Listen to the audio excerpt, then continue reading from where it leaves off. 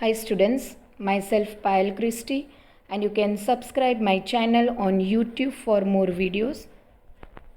And today we are going to start Standard 11th Commerce subject Gujarati poem number 5 Pitani Seva part 1, and this poem is written by Dalpat Ram. Let's see the introduction. પિતાની સેવા, જેના કવિ છે દલપતરામ.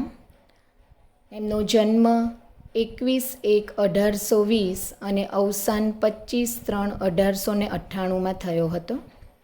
હવે આ કાવ્યનો પ્રકાર છે ઉર્મી કાવ્ય. આ ખાસ યાદ રાખવાનું છે. મેં તમને પહેલાં પણ કીધું કે MCQsમાં કે 1 માર્કના ક્વેશ્ચન આન્સર્સમાં પ્રકાર પૂછવામાં આવે છે. એટલે આ કાવ્યનો જે પ્રકાર છે તે છે ઉર્મી કાવ્ય. કવિ નાટ્યકાર નિબંધકાર દલપતરામ ડાયાભાઈ કવિનો જન્મ એમના વતન વઢવાણમાં થયો હતો. વતનનું નામ યાદ રાખવાનું છે, વઢવાણ. વ્યવસાય અર્થે તેઓ અમદાવાદ રહેતા. અર્વાચીન ગુજરાતી કવિતાના સુધારક યુગના તેઓ પ્રથમ અને મહત્ત્વના સર્જક છે. સુધારાની દ્રષ્ટિએ પણ તેમણે ગુજરાતની મોટી સેવા કરી છે.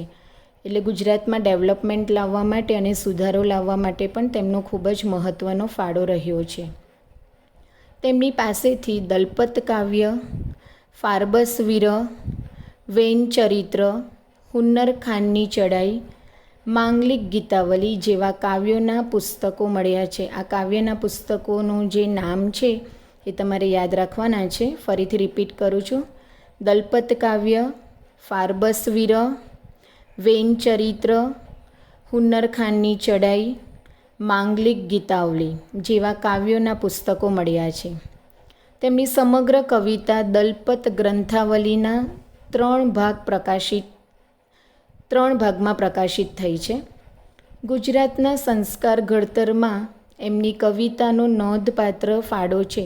એટલે ગુજરાતમાં જે પણ કવિતા તેમણે લખી છે અને પ્રકાશિત કરી છે તેમાં જીવનની અંદર આપણા જે સંસ્કારો છે તે કેવા હોવા જોઈએ, તો તે સંસ્કાર ઘડતરમાં પણ તેમની કવિતાએ ખૂબ જ મહત્ત્વનો ફાળો આપ્યો છે.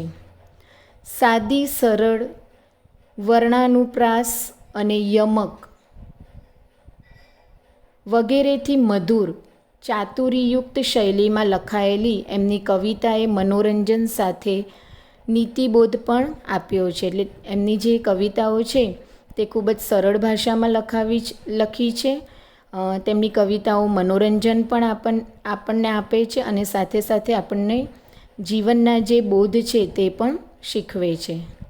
ગુજરાતના હાસ્ય કવિઓમાં તેમનું સ્થાન મહત્ત્વનું છે. આ ખાસ યાદ રાખવાનું છે કે હાસ્ય કવિઓ કે જે ખૂબ જ હાસ્ય કવિતાઓ લખતા હોય જેનાથી આપણને મનોરંજન મળે, તેમાં પણ તેમનું ખૂબ જ મહત્ત્વનું સ્થાન છે.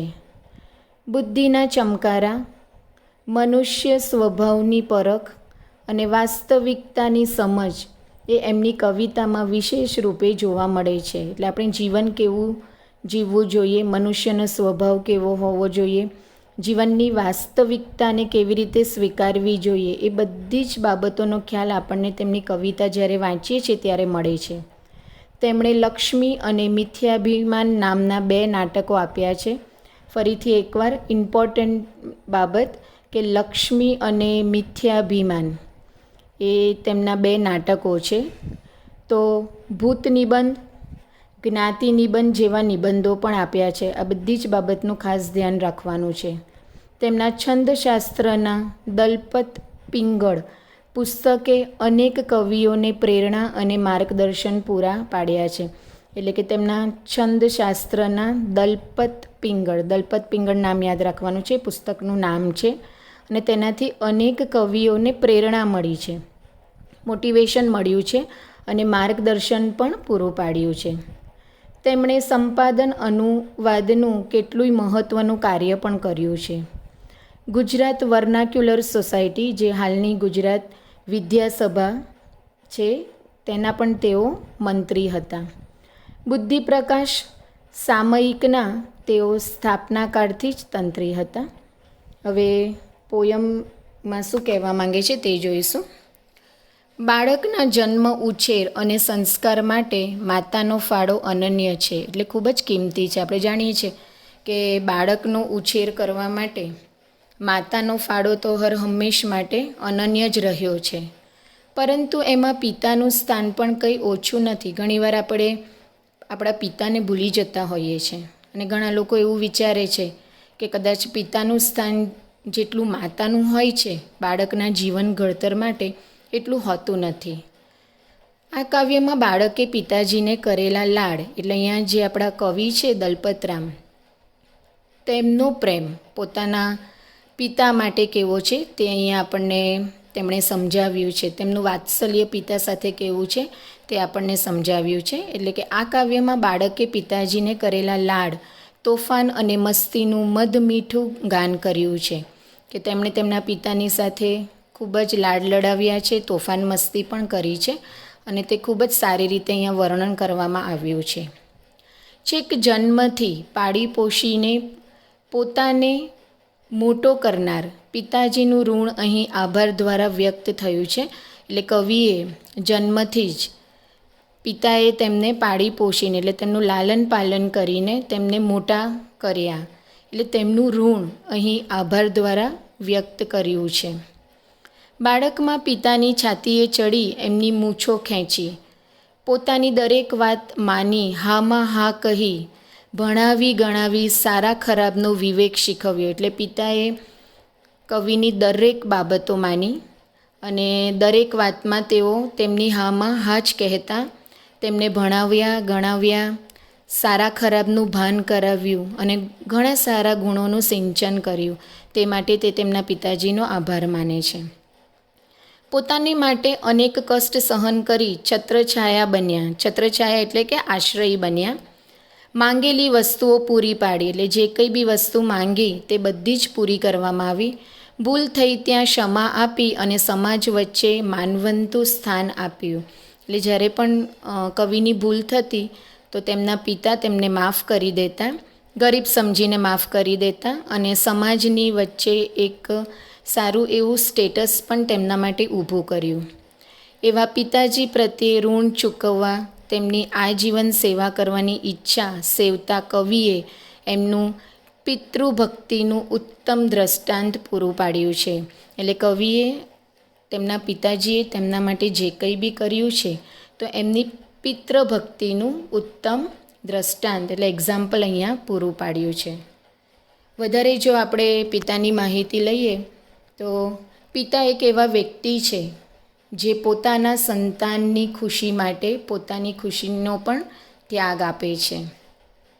તે પરિવારને દરેક સ્થિતિમાં ટેકો આપે છે. એટલા માટે તો આપણે કહીએ છીએ કે our father is the head of our family.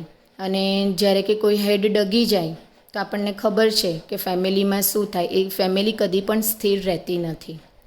તે પોતાના બાળકની નિષ્ફળતા બાદ પણ તેના પર વિશ્વાસ રાખે છે. એટલે બાળક ઘણીવાર જીવનમાં નિષ્ફળ થાય છે તો પણ પિતાજી તેને લડતા નથી, પણ તેના પર વિશ્વાસ રાખે છે.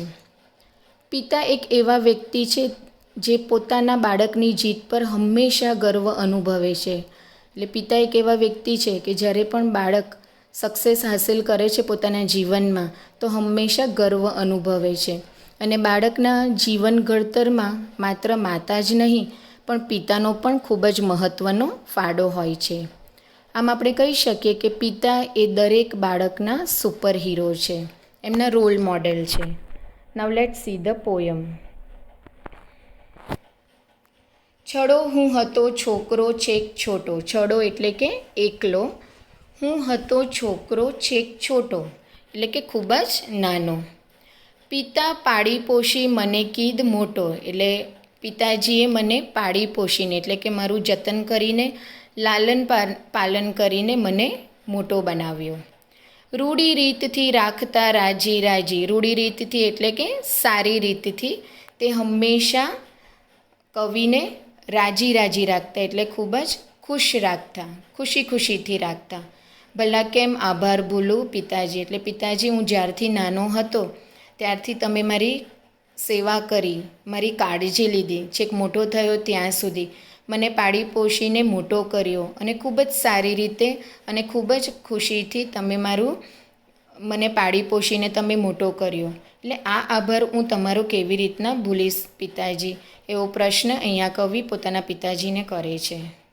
ચડી છાતીએ જે ઘડી મૂછ તાણી, એટલે ઘણી વખતે મસ્તીમાં કવિ તેમના પિતાજીની છાતીએ ચડી જતા અને મૂછ તાણી એટલે તેમની મૂછ ખેંચતા. કદી અંતરે રીસ આપે ન આણી, એટલે કોઈ દિવસ પણ મેં તમારી મૂછ ખેંચી હશે અને તમને એનાથી પીડા થઈ હશે, પણ તમે તમારા અંતરમાં કદી પણ ક્રોધ કે ગુસ્સો નથી લાવ્યા. કહ્યું મેં મુખે તે કર્યું હાજી હાજી, એટલે કે જે કંઈ બી મેં મારા મોઢેથી કીધું, જે કંઈ બી મેં માંગણી કરી તેમાં તમે હાજી હાજી કરી. હાજી એટલે કે હા પાડી. ભલા કેમ આભાર ભૂલું પિતાજી, એટલે કે પિતાજી હું તમારો આભાર કેવી રીતના ભૂલી શકું છું કે જ્યારે હું નાનો હતો તો તમારી છાતીએ ચડીને મેં તમારી મૂછ ખેંચી, તમને તે સમયે પીડા પણ થઈ હશે, પણ તે છતાંય તમે તમારા હૃદયમાં કદી પણ ગુસ્સો કે ક્રોધ લાવ્યો નથી અને મેં જે કંઈ બી મારા મુખેથી કીધું તે બધી જ બાબતોમાં તમે હાજી હાજી એટલે કે હા કીધું. એટલે કે છે કે હું તમારો આભાર કેવી રીતના ભૂલું પિતાજી.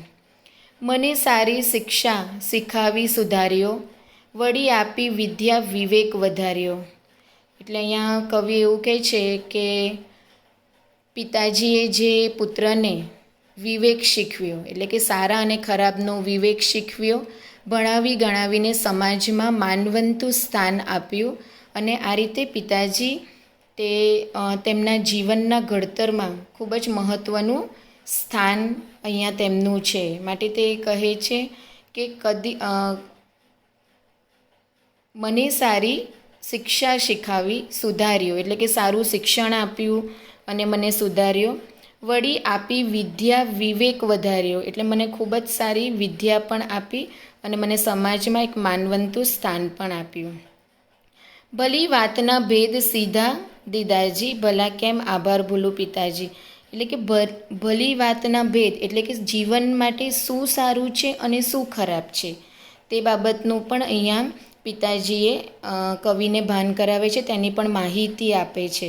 એટલે કે મારા જીવનમાં તમે મારા શિક્ષણનું જે સ્તર છે તે પણ ઊંચું રાખ્યું, મને વિદ્યા વિવેક એ પણ મારો વધાર્યો અને મારે જીવન માટે શું સારું અને શું ખરાબ છે તેનું પણ ભાન કરાવ્યું.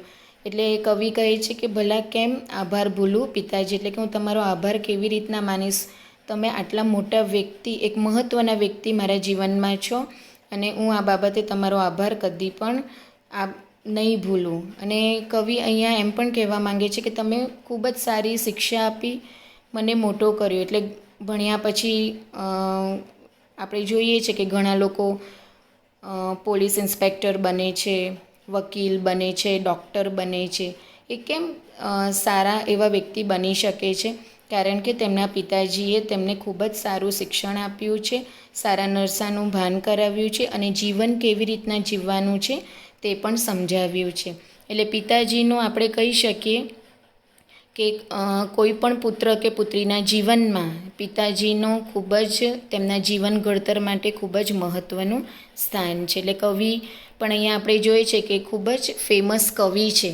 દલપતરામ એ ખૂબ જ ફેમસ કવિ છે અને એ શાના કારણે છે? કારણ કે તેમના પિતાજીએ તેમને ખૂબ જ સારી વિદ્યા આપી છે અને જીવન આગળ કેવી રીતના વધાવવું તેની પણ માહિતી આપી છે.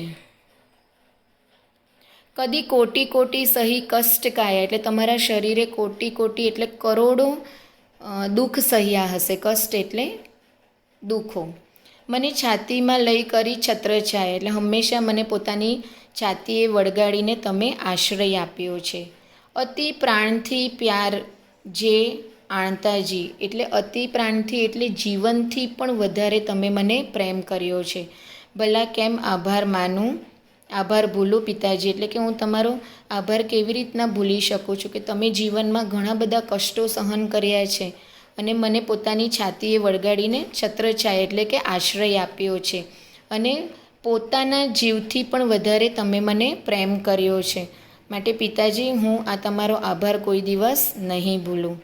મને દેખી અત્યંત આનંદ લેતા, સુખે માગી વસ્તુ મને લાવી દેતા. એટલે મને જોઈને તમને ખૂબ જ, અત્યંત એટલે કે ખૂબ જ આનંદ થતો.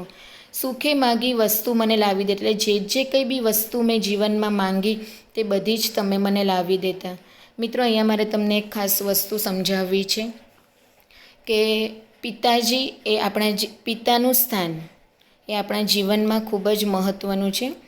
ઘણા બધા તમે આના વિશેના વિડીયોઝ પણ જોયા હશે. તેમાં પિતાજીની હંમેશા એક ફરિયાદ રહી છે કે તેમના બાળકો તેમના માતાને ખૂબ મહત્ત્વનું સ્થાન આપે છે. અને પિતાજી એવું કહે છે કે માતાના તોલે કદાચ પિતાનું સ્થાન આવતું નથી. પણ ઘણા વિડીયોઝમાં તમે જોજો જ્યાં પિતાએ પોતાનું જે દુઃખ છે તે વ્યક્ત કર્યું છે. પિતા હંમેશા એવું કહે છે કે તેઓ સવારે વહેલા નીકળી જાય છે અને સાંજે મોડા આવે છે. એ ક્યાં જાય છે? કામ પર જાય છે. અને કોના માટે કામ કરે છે? એ તમારા માટે જ કામ કરે છે. બીજી વસ્તુ કે તેઓ 300 રૂપિયાની ઘડિયાળ પહેરશે પણ તમને ખૂબ જ બ્રાન્ડેડ ઘડિયાળ લઈ આપશે.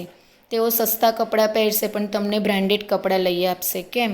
કારણ કે હંમેશા તેવું વિચારે છે કે મારું બાળક જે છે, જે મને કષ્ટ પડે છે તે મારા બાળકને કષ્ટ ન પડવું જોઈએ અને તેનું જીવન હંમેશા સુખી રહે. તે માટે પિતા એ ઘણી બધી વસ્તુઓનો પોતાના જીવનમાં ત્યાગ આપે છે, ઘણી બધી વસ્તુઓનું બલિદાન કરે છે. કેમ? કારણ કે તમારું જીવન સુખી રહે તે માટે. એટલે મિત્રો, આ તમારે ખાસ યાદ રાખવાનું છે અને સમજવાનું છે કે જેમ તમારા જીવનમાં માતાનું જેટલું મહત્ત્વનું સ્થાન છે તેટલું જ પિતાનું છે અને બંને વ્યક્તિ જ તમારા જીવનનું ઘડતર કરે છે. Let's move further. પૂરો પાળ તે તો ભૂલી પુત્ર પાજી. એટલે અહીંયા આપણે એમ કહી શકીએ કે પાજી એટલે નાદાન. ઓકે, પૂરો પાડ તે તો ભૂલે પુત્ર પાજી. એટલે કે હું તમારા દરેક જે કાર્યો તમે મારા માટે કર્યા છે એ હું કદી ભૂલી જવાનો નથી. ભલા કેમ આભાર ભૂલું પિતાજી. એટલે કે તમે જે કંઈ બી મારા માટે કર્યું છે એ હું કદી ભૂલી જવાનો નથી. વડા વાંકમાં આવું તો રાંક જાણી, દીધો દંડ દેતા દયા દિલ આણી, તજી સ્નેહ દેહ ન દીધા પીડાજી. ભલા કેમ આભાર માનું પિતાજી.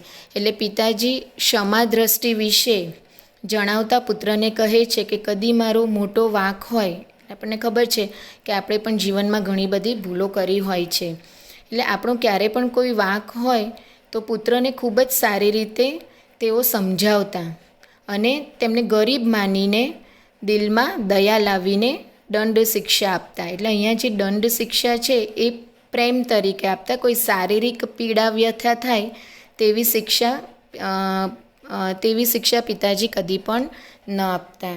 એટલે અહીંયા ખાસ આપણે એ વસ્તુ યાદ રાખવાની છે કે આપણે ઘણીવાર આપણે જીવનમાં ભૂલો કરી હશે પણ પિતાજીએ આપણને ગરીબ જાણી અને આપણને માફ કર્યા છે. એટલે અહીંયા કવિ દલપતરામ કહે છે કે ભલા કેમ આભાર ભૂલું પિતાજી. તમે તો મારા માટે મારા જીવનમાં ખૂબ જ બધા સારા કાર્યો કર્યા છે. મારા જીવન ઘડતર માટે પણ તમારો ખૂબ સારો એવો ફાળો રહ્યો છે અને મારું જીવન સુખી બને તે માટે તમે તમારા જીવનમાં ઘણો બધો બલિદાન અને ત્યાગ આપ્યો છે અને હું તમારો આભાર કેવી રીતના માનીશ પિતાજી. એટલે દરેક વખતે આ ક્વેશ્ચન પૂછવામાં આવ્યો છે, ભલા કેમ આભાર ભૂલું પિતાજી. એટલે હું તમારો આભાર આ જીવનભર નહીં ભૂલું અને તમારી ગમે તેટલી સેવા કરીશ પણ તમે જે મારા માટે કર્યું છે એના તોલે તો મારી સેવા પણ આવવાની નથી. Thanks for watching the video and have a nice day.